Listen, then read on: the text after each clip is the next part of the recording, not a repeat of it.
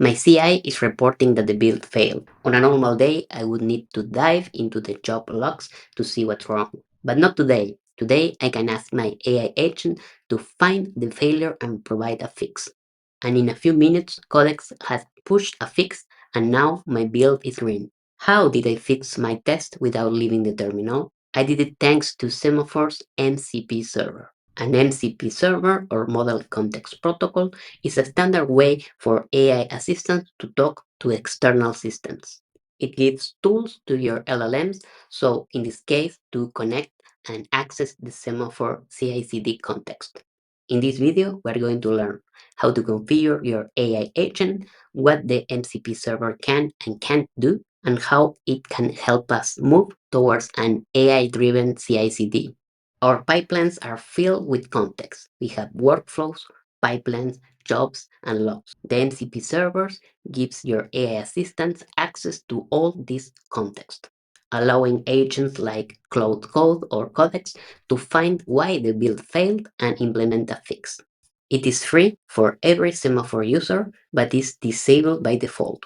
If you want to give it a try, contact support and we'll switch it on for your organization. What can we do with the MCP server? Let's see some examples. Save your project details in agents.md. This saves both time and tokens. List the organization you have access to. Explain how the pipeline works and what it does. Figure out why the build failed and implement a fix. Show the logs for the latest runs. Or add, change, or remove tests from your pipeline. In this very first stage, the MCP server is read-only. That means you can only retrieve information, but you cannot change anything in your organization. So for example, you cannot add or remove users or change their permissions, and you cannot add or remove self-hosted agents. We are, however, planning to add a ton more capabilities and in-app controls so you can decide what the MCP server can do in your organization. So it's going to be even more powerful pretty soon. Let's see how to configure your AI agent or IDE to connect with Semaphore. Any MCP client should be able to work, but we're going to focus on Claude Code, Codex, and VS Code. The very first thing is to get an API token. We can use our personal token or create a service account. On Claude Code, assuming we had correctly set the API token variable, we can add the MCP server with this command. On Codex, we must edit config.toml and add these lines. Note that this variable does not contain the API token itself, but a reference to the name of the variable that contains it. Next, we set the environment variable and start Codex normally.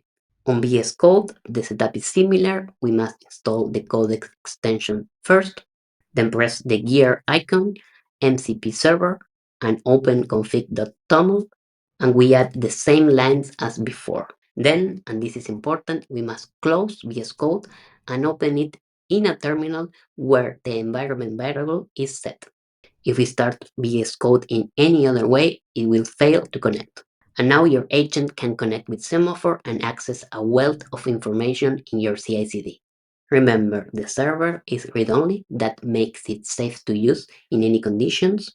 It's free, but must be enabled in your organization. For that, you must contact support and we'll switch it on for you.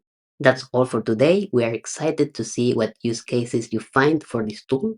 We hope it makes you more productive. Thank you for watching and see you on the next one.